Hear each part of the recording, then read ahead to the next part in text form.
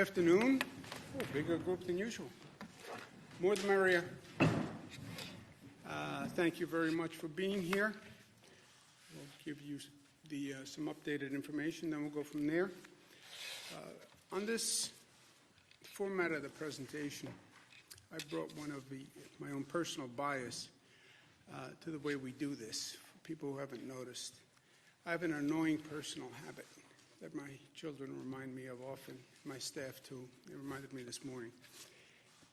People love to give you their opinion on what they think. I think this, and I often will stop them and say, okay, before you tell me what you think, just tell me the facts. Just give me the facts first, before your interpretation of the facts. So I like to start with just the facts. Just give me the facts. And that's what we do in this presentation. Here are the facts. No opinion, no filter. And then I'll give you an opinion, but I'll tell you what's my opinion versus the facts. So just the facts. It is an annoying personal habit because people want to tell you their opinion. I think this. I know, but tell me the facts first. Then we'll do your opinion. Total hospitalizations. Click down. Still in the 18,000, but a click down. Good news. That's a fact. It is a fact. That is good news, not my opinion. You see flattening of the curve, all these new expressions that we never used before. Plateau, flattening, rounding. Net change in hospitalizations, down. That's good news. 3-day rolling average, because remember, any one of these days of reporting, this is a new reporting system. It's imprecise. I wouldn't bet the farm on any one day's numbers, but a 3-day average starts to be a little more accurate. ICU admissions is down. That's good news. Intubations are down. That's very good news, just on a real-life level. When a person is intubated, they're on a ventilator, 80% of the people will never come off the ventilator or thereabouts. So that's good news. Little reality check. You still have, on a day-to-day basis, about 2,000 people who are being diagnosed with COVID. So we're out of the woods. No, we're still in the woods. The good news is we showed that we can change the curve. Good news is, great news in my opinion, we can control the spread. That is great news, because can you imagine if we couldn't control the spread? If we did all this and the spread kept going up. So we can control the spread. But you still have about 2,000 people a day who are new diagnosis coming into the hospital system. So it's still a serious public health issue. Lives lost yesterday, 752, which is the painful news of our reality day after day, and they are in our thoughts and prayers. You see 707 in hospitals, 45 in nursing homes. People are interested in those numbers and how those numbers are changing. But you see the terrible news has basically been flat over the past several days. Again, the number of deaths is a quote-unquote lagging indicator. It's almost disrespectful to put it in scientific terms.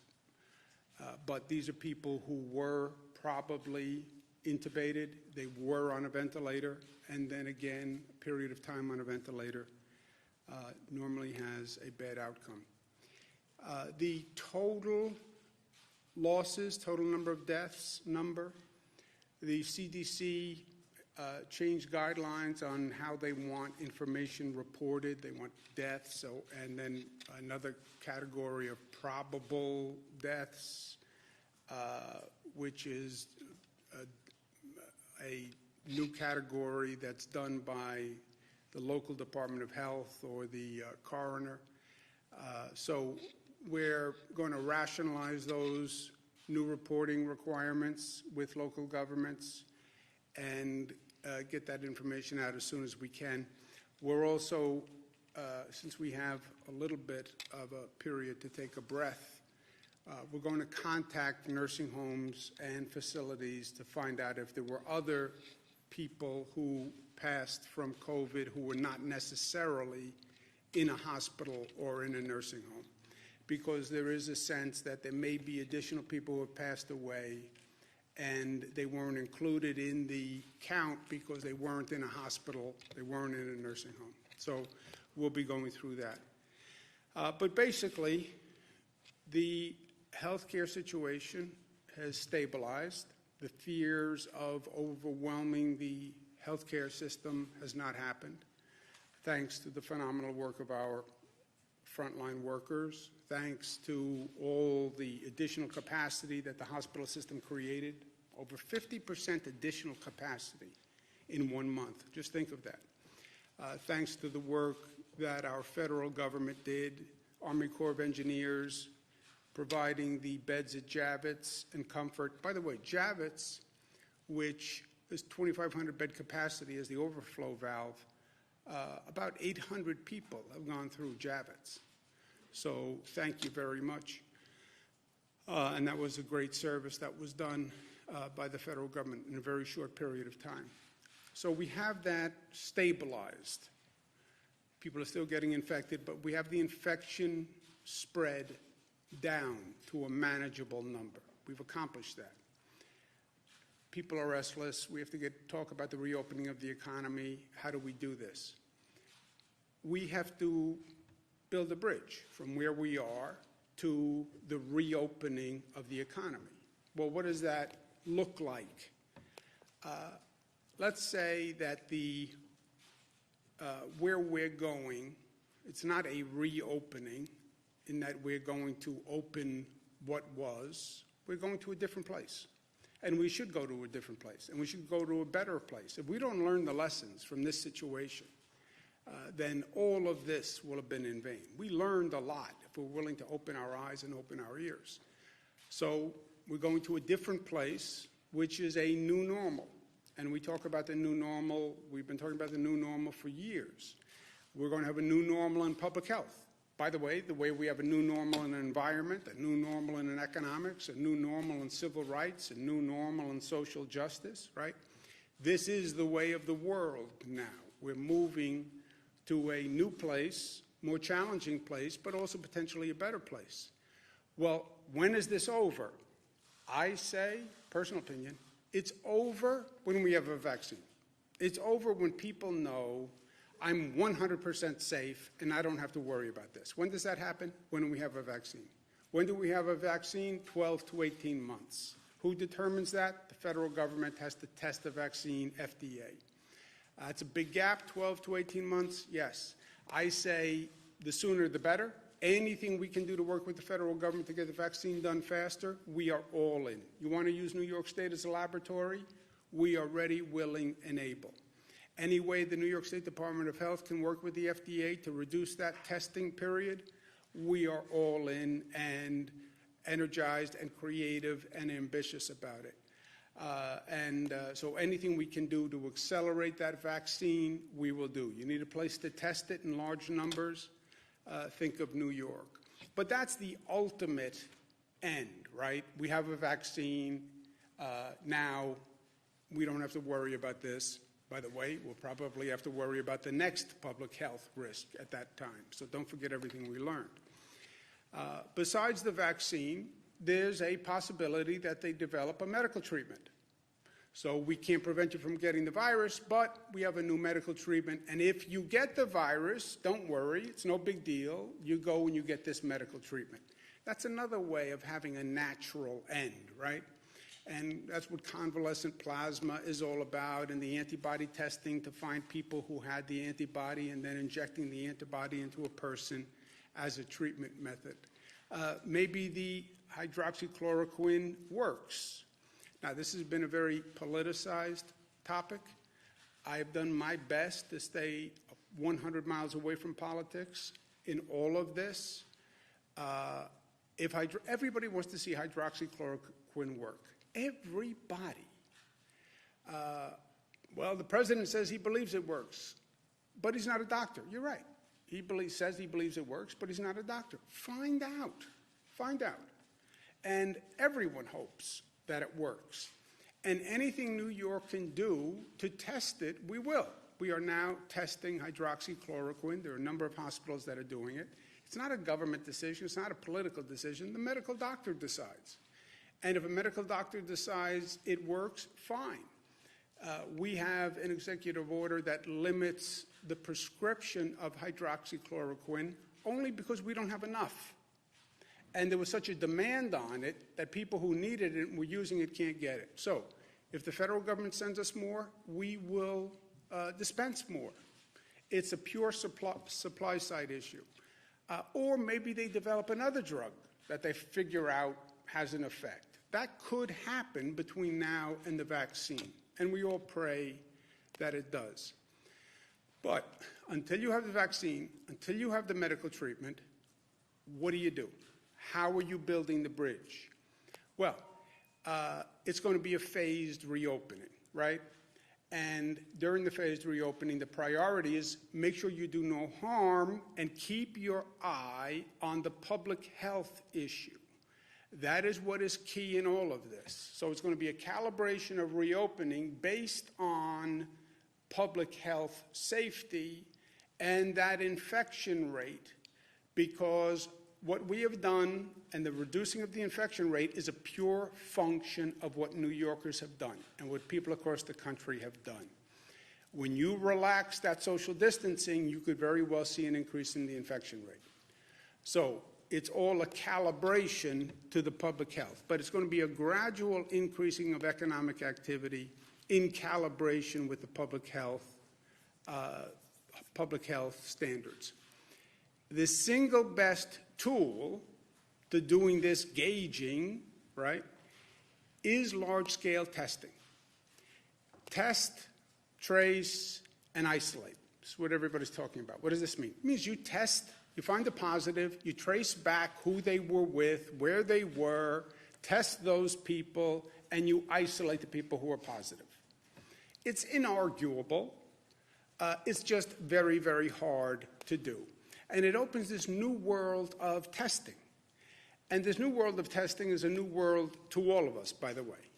There's diagnostic testing. Are you positive or negative?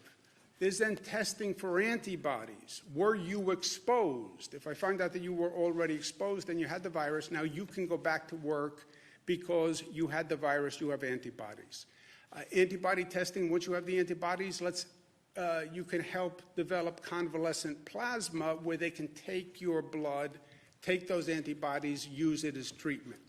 There's saliva testing, which is faster and easier. It's not blood testing, it's not a swab, it's just saliva, but that's a new form of testing that's just being developed. There's finger prick testing, which is less invasive, but also being developed. There's full blood sampling testing, which is obviously more intrusive.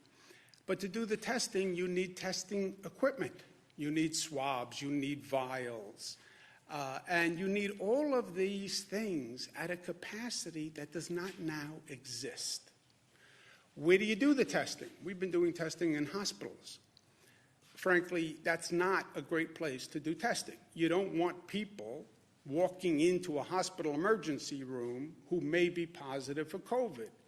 Our drive-through locations are better. But how do you bring that to scale, all right? And then, even if you have the equipment and the testing site and the personnel to do the testing, where do you get the labs to test all of these tests? This is a whole world of questions that nobody has ever seen before. The bottom line is, well, you need large-scale testing. Let's do it. We can't do it yet. That is the unvarnished truth. I know because New York has been doing this since this started, exploring this new world. We have done more tests than any other state. We've done over 500,000 tests, which is more than the other states that are near us combined. Okay? So we've been very aggressive here. But in all this time, we've only done 500,000 tests.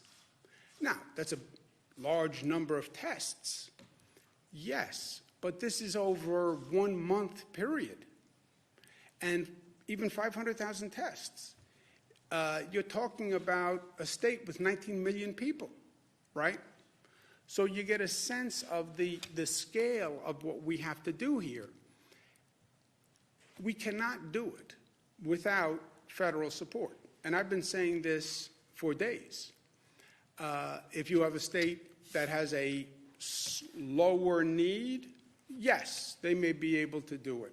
But when you have a state that has to do a large number of these tests, I'm telling you we can't do it without federal support. And I've said that from day one. We will coordinate, and we have been coordinating all the tests in our state. That's how we got to that 500,000 number. More aggressive than I think anyone else. We have 228 private laboratories in this state. We will coordinate with them. We'll make sure that we're not competing with ourselves because there are a lot of groups that are now testing. New York State Department of Health developed their own antibody test, and that test is going to be very important, and it's in our control because we'll actually do those tests. We don't need a private lab. We don't need anyone else.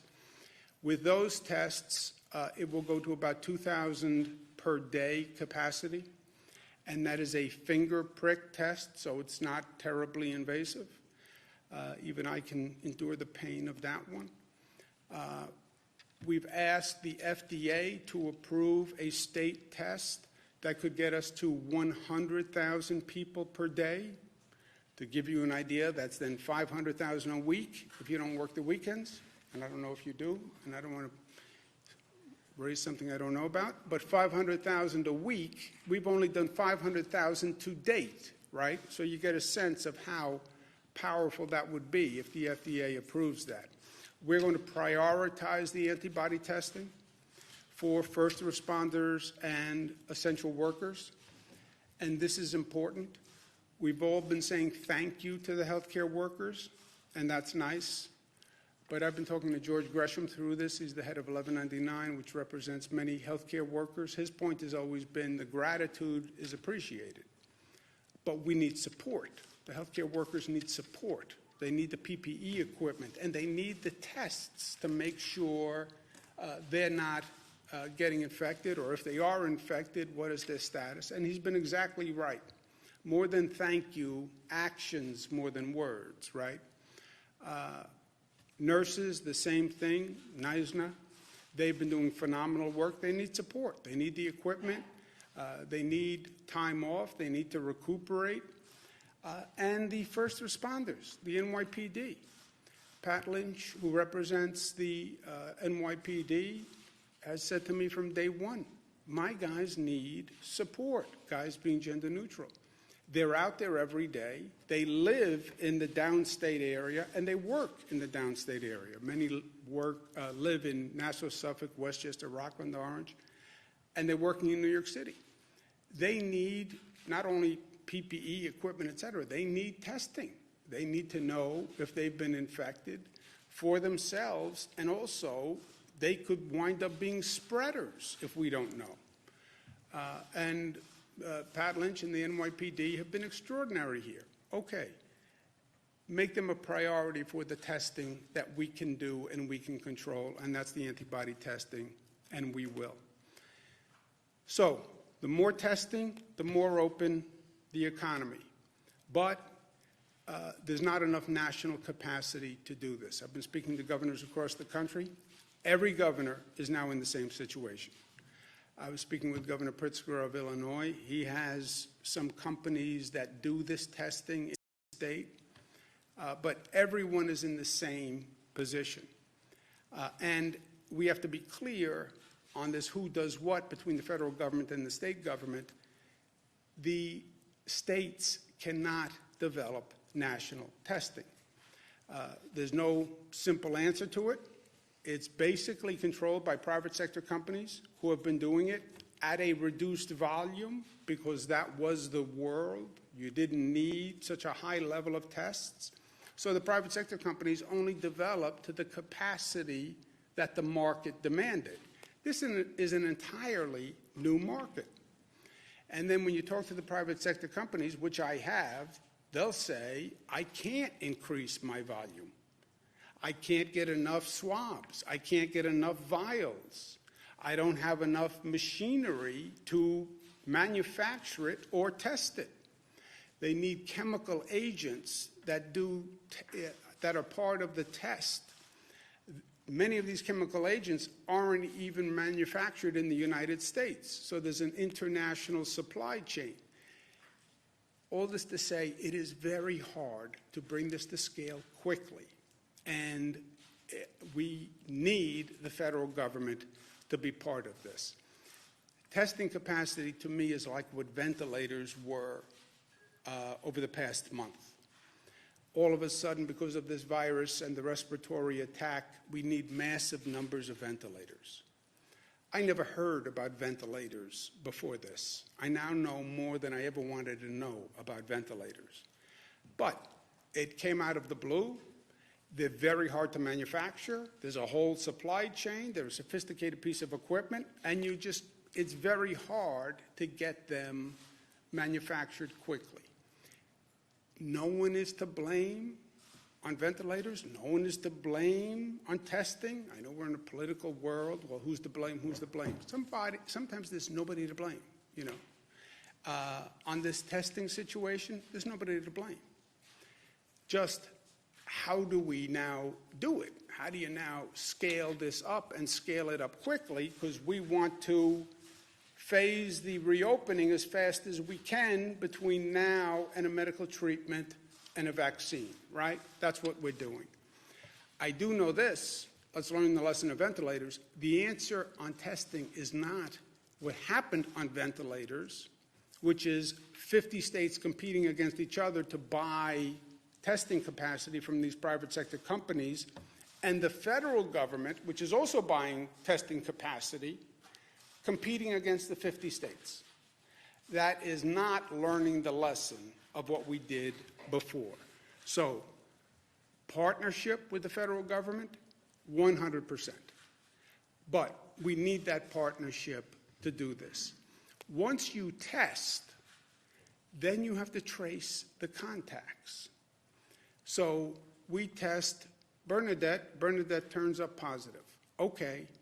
Who were you with over the past week? What family members were you with? Who do you sit next to in the office? You now have a list of 30 people.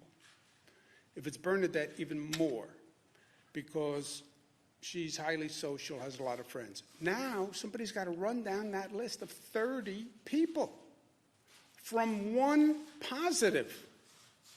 It's a detective, investigator in the public health space. That is a massive undertaking. It's intelligent, but it's massive. And that is an army of tracers. So testing, have to get that up to scale, and then tracing. Yes, but that's a massive undertaking that we now don't do. So, testing, tracing, isolation. Yes, we have to do that in concert with the federal government.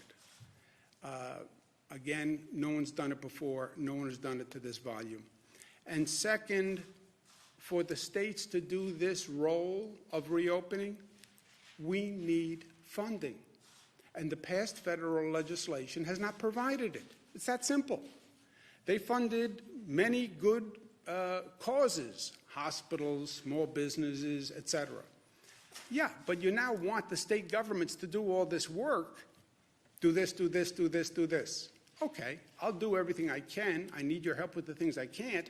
But you have to provide funding because at the same time, the state governments are broke. And that's not just me. That's every governor in the United States. That's the National Governors Association. The chairman, Governor Hogan, good man, Republican, and myself, vice chairman for the National Governors Association, wrote a joint letter saying the states need $500 billion in funding. because I have to be afloat and have some capacity to do all these things you want the governors to now do. And that has to be in the next federal legislation. And there can't be excuses about it. So from today to 18 months, which is the last date for a vaccine, that's what we have to work through.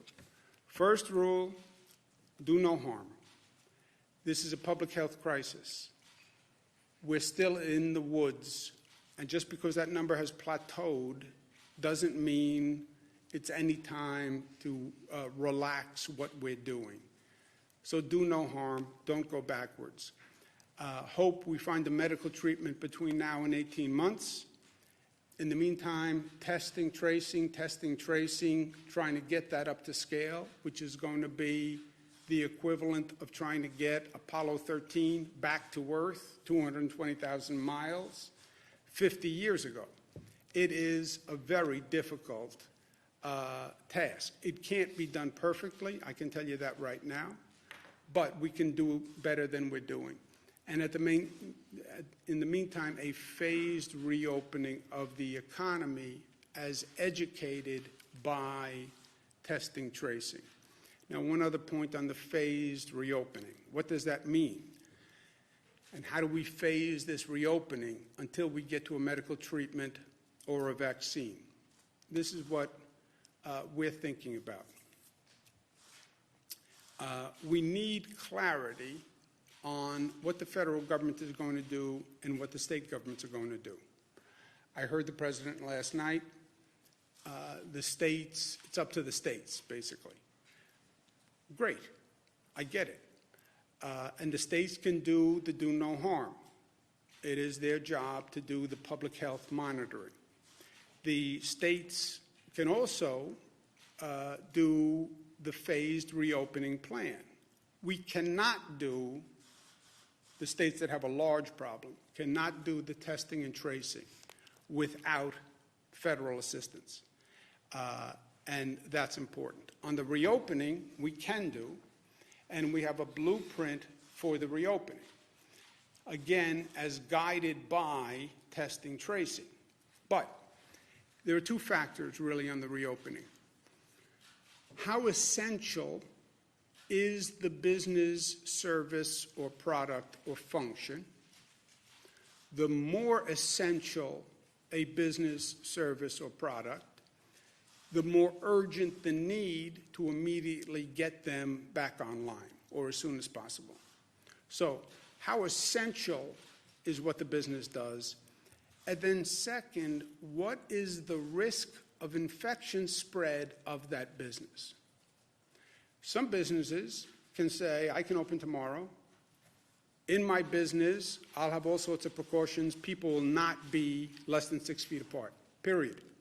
There will be no congregation of people. I won't do conferences. I won't do joint meetings. It's not the way my business operates. I can bring everybody back, put them at separate desks. They'll never be near each other. I have a very low risk of infection spread. Businesses can start to redesign their workplace to think that way. All right, so your business poses a low risk of infection spread. That's the second factor. And the first factor is how essential is your business. So that is almost a business by business evaluation that has to go on. And then once you determine the essential nature of the business, because right now we have all quote-unquote essential workers who are working, right? This would be, well, what's the next tranche of essential workers?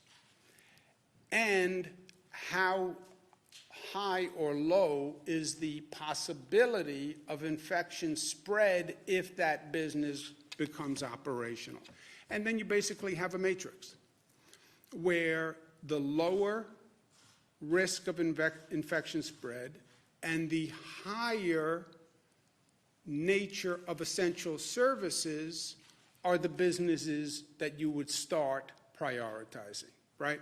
So that's how we will inform our economic reopening as we're being guided by the testing tracing, and as we're making sure we're not jeopardizing the success we've made in handling the public health issue. That's the whole outline, the whole vision from here to 18 months, building that bridge to the new normal for the economy until we get to a conclusion. In the meantime, for today, stop the spread. I'm going to show you a chart in the next couple of days. We've been tracking the infection rate, which is what? Which is one person. How many people does one person infect? Does one person infect one person? 2 people? 3 people? That rate of infection is the difference between a manageable situation and a pandemic. And they can calibrate that for what Wuhan did, where we are now, and where we were. And it is a fascinating analysis. But in the meantime, what do we do today? We have to continue to stop the spread. This is a constant calibration also.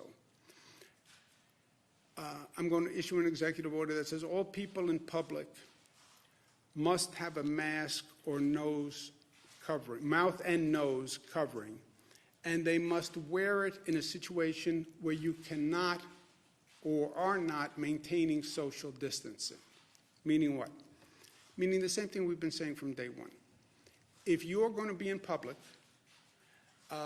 and you cannot maintain social distancing, then have a mask. And put the mask on when you are not in socially distanced places. You're walking down the street alone, great. You're now at an intersection, and there are people in the intersection, and you're going to be in proximity to other people, put the mask on. Your right to go out for a walk in the park, go out for a walk because you need to get out of the house, the dog is getting on your nerves, fine. Don't infect me. You don't have a right to infect me.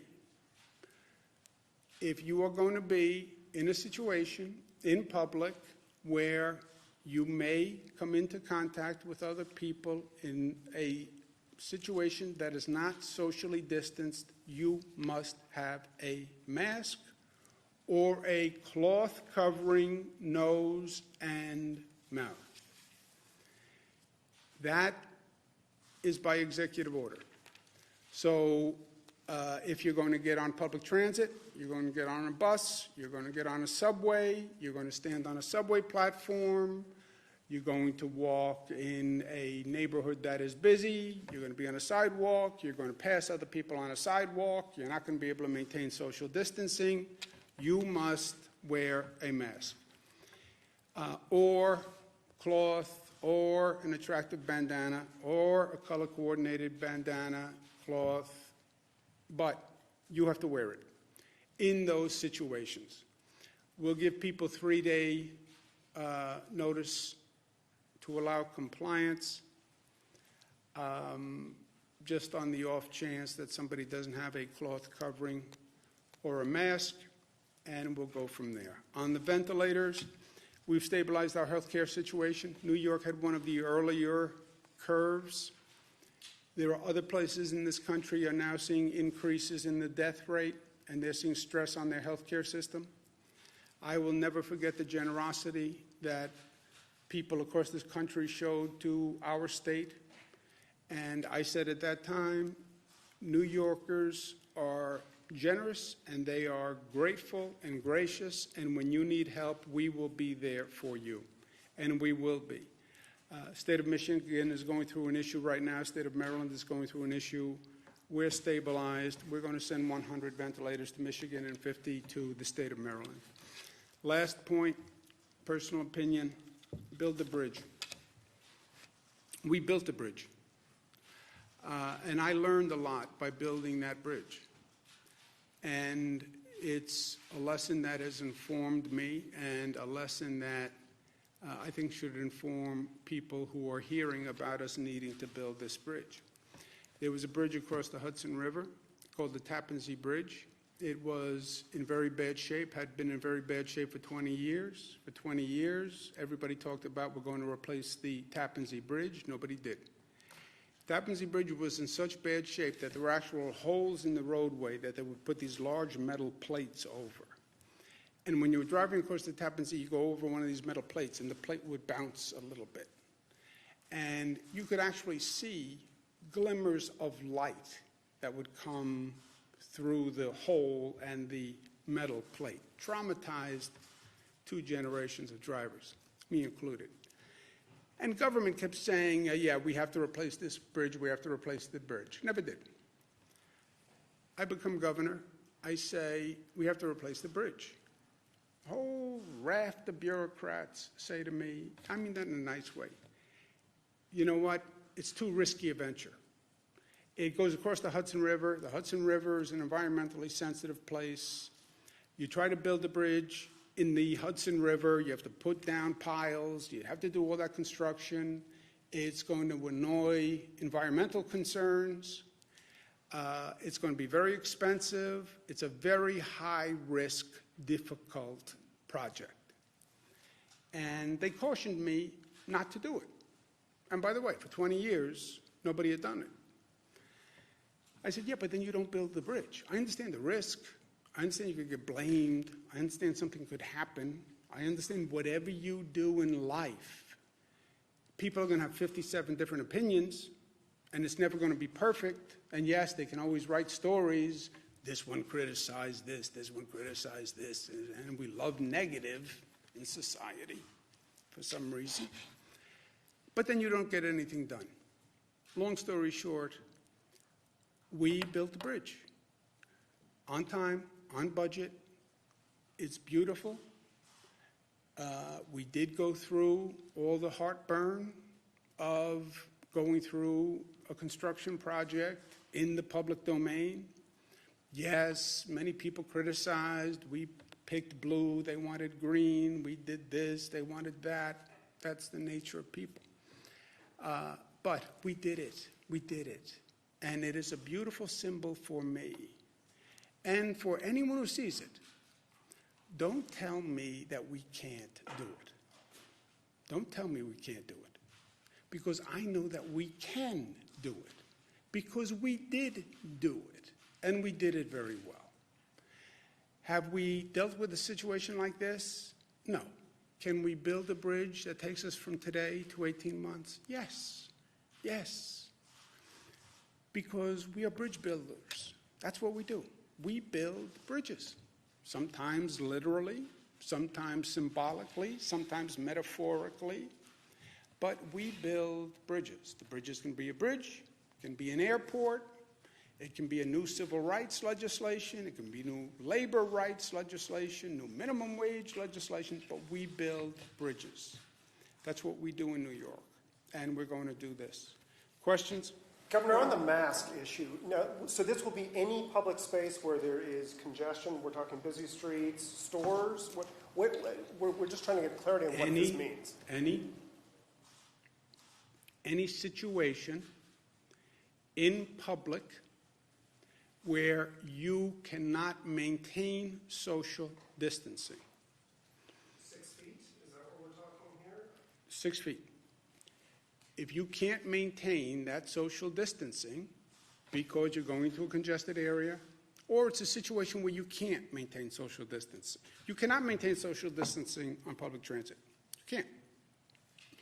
You can on a street that is unoccupied, but if you're going out for a walk and you may come to a place where you can't maintain social distancing, you have to have a mask. Will there be penalties? Criminal prosecutions? There's a possibility for a civil violation. You could get a penalty.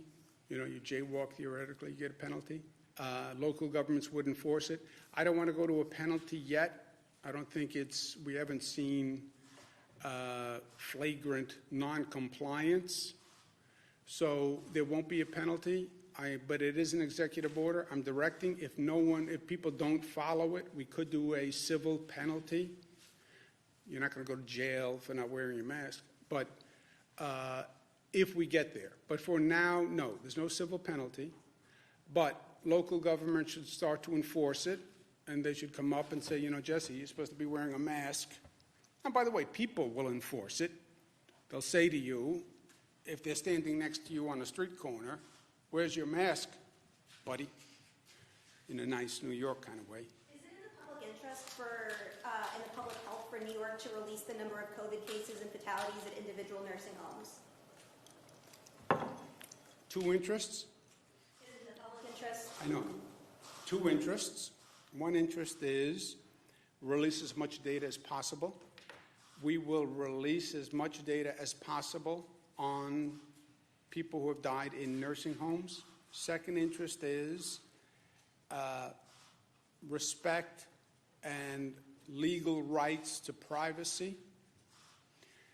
You pass away in a nursing home, or your parent passes away in a nursing home, God forbid, should your parent's picture really be on the front page of the newspaper the next day because they passed away from COVID?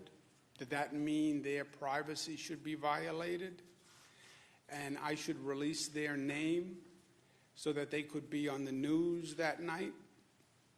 You know, so that's the balance.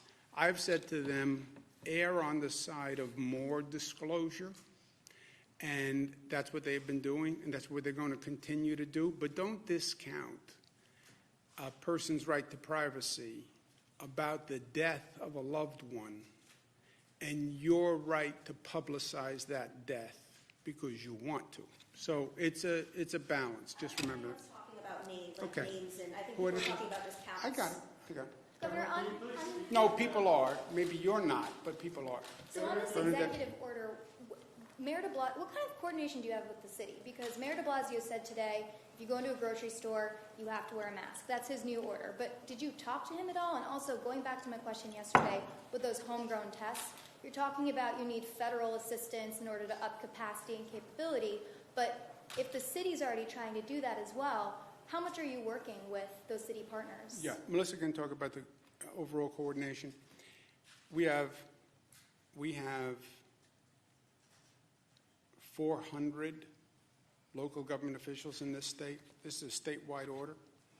I have 700 school districts. I have 50-something county executives. We coordinate as much as we can with everybody. Local governments should and must be doing what they think is necessary. And then we have statewide directives that everyone should do because we have to have one state plan, right? And then I have to turn around and coordinate with New Jersey and Connecticut and 5 other states. So we have to have one state plan. And then I try to coordinate down, then I try to coordinate up with the federal government, you know, all this coordination.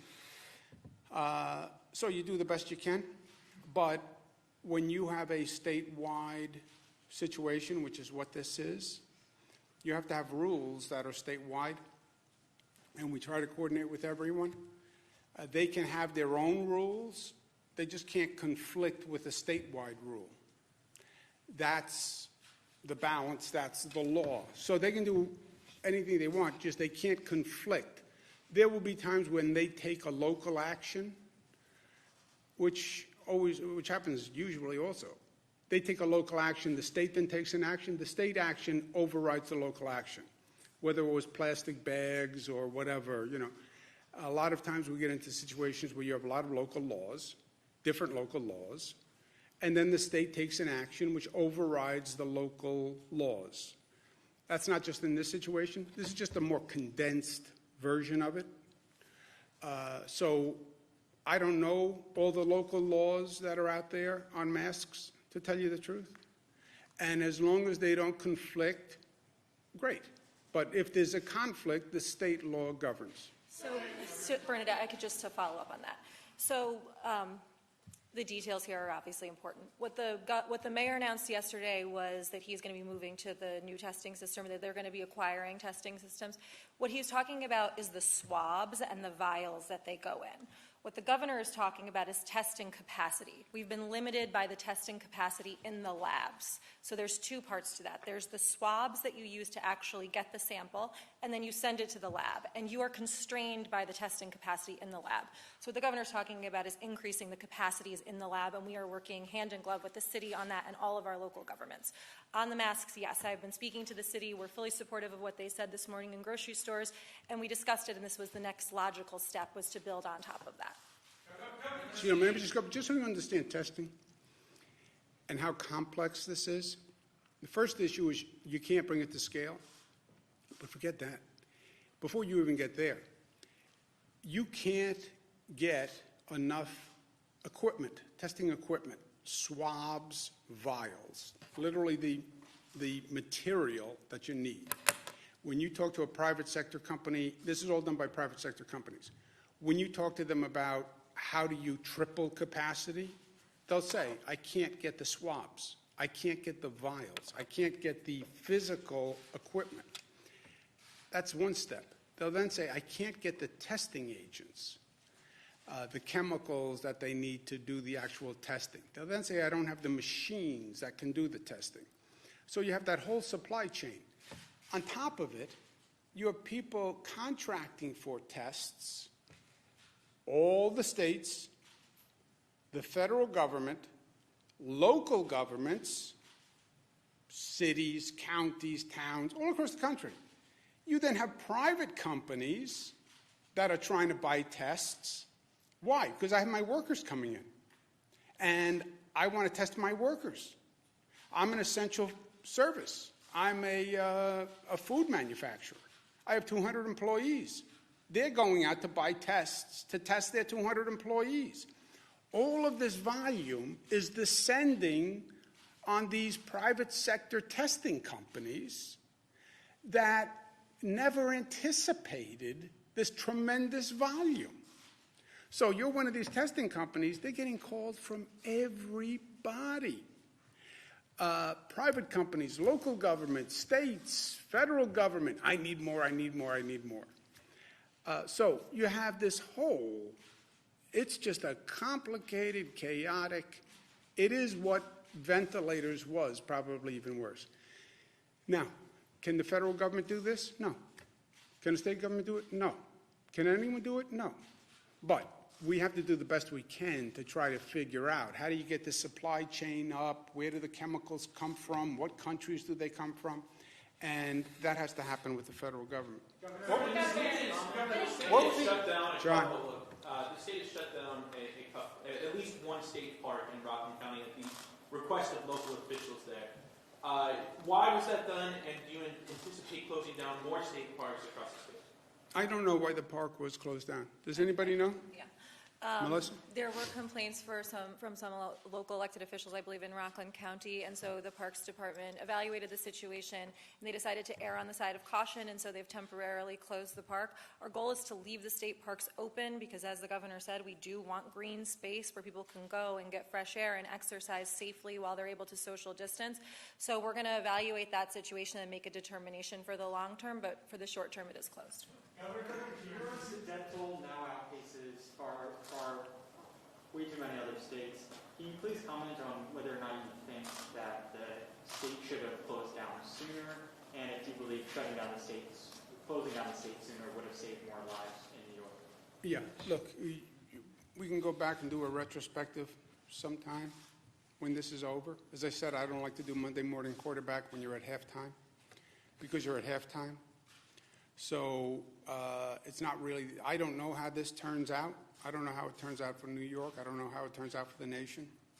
So I just don't see how you start to do a game review while you're at the middle point of the game. If you forced me for a game review now, I would say, yeah, I'd like to know, let's go back to December, January. Who was saying what, when? Where was the international health community? The president says, where was the World Health Organization? This is not my world, right? I don't know who should have done what, when, in January, February, et cetera. On the New York, which is a convenient fact that people miss, there is no state that moved faster than the state of New York from the time of our first case to starting to shut down to total shutdown. That all happened in like 19 days in the state of New York. We didn't have a case early on. Remember, this was Seattle, state of Washington, California first. It came to the East Coast later. But from time of the first case to total shutdown, New York State was the shortest period of time. There were, excuse me one second. And then we had steps in the middle between first case and total shutdown. We did schools. We did 25%, 50%, 75%. But the whole thing was 19 days. And what you also have to remember is, and just as a matter of days, on the factual question of speed of movement, no state moved faster than 19 days from first case to total shutdown. Second point is, it was not about my declaring a total shutdown. No one had been here before, and yeah, I can sign an executive order saying total shutdown, and the people of New York can say what they would like to say, which it said nicely is, I'm not going to comply with that because it's highly intrusive, and you have not shown me any need for that action. Do you personally regret not moving quicker? No, I moved faster than any state in the nation. What else do you want? Governor, I have two questions on the masks.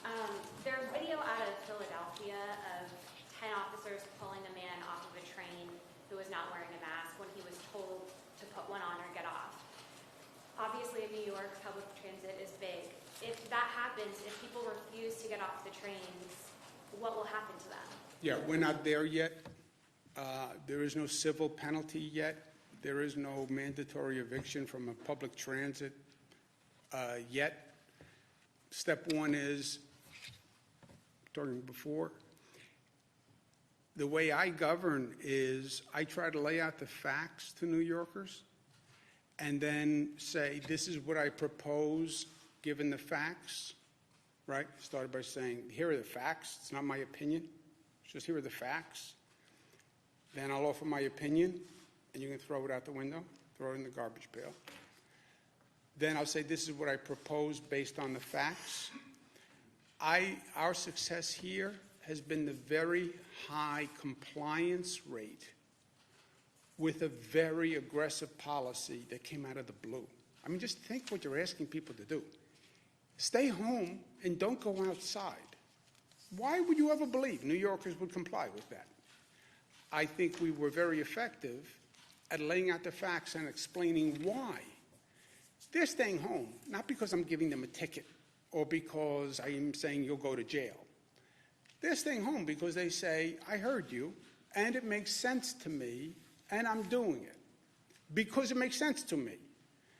So I haven't given anybody a ticket for running a business. I haven't given anybody a ticket for violating anything.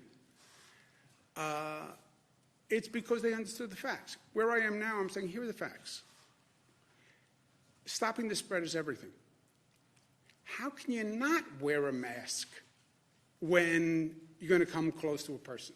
On what theory would you not do that? Now, if they don't accept that and there's widespread noncompliance, could we go to civil penalty, or could I say you can't be on the trains or buses unless you wear a mask? You could get there. I assume that's what Philadelphia did if they said they're taking a person off a train. But we're not there yet. And I hope New Yorkers will do it because it makes sense. Last question. But also, I think people are, is this going to put people in a situation where they're scared not to wear a mask? They want to go on a run or a walk and they don't don't think they'll see anyone. And they're worried about getting shamed for not wearing the mask. People, even in this news conference, viewers are writing, why isn't everyone in this room Yeah, wearing a I mask? want to know why you're not wearing a mask. Governor, regarding the I know why. So you wear a mask, you keep it below your chin, and then when you are running and you come close to a person, you either run across the street or you put the mask up over your mouth and nose. So, look, it's not the biggest inconvenience in the world, right? It doesn't have to be a surgical mask. It could be a cloth mask.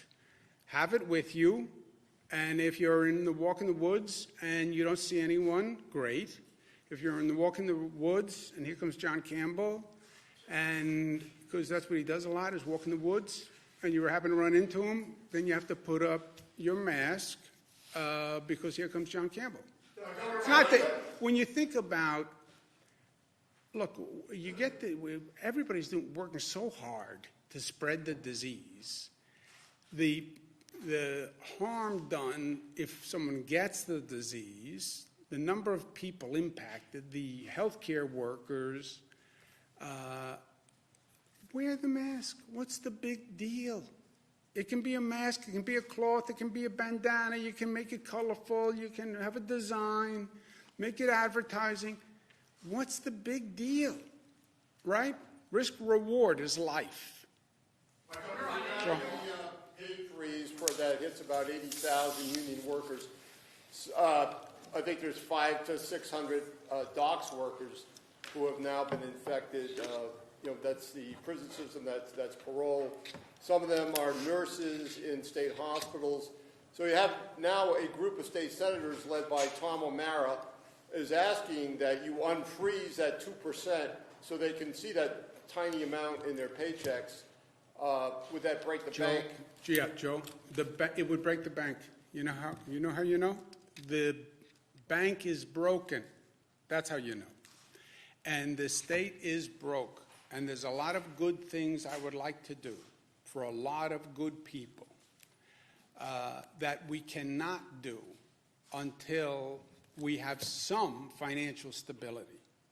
And if they want to help, tell them, call Washington and tell Washington that you neglected the state's financial needs in the legislation you passed was wholly disrespectful of the reality of the situation.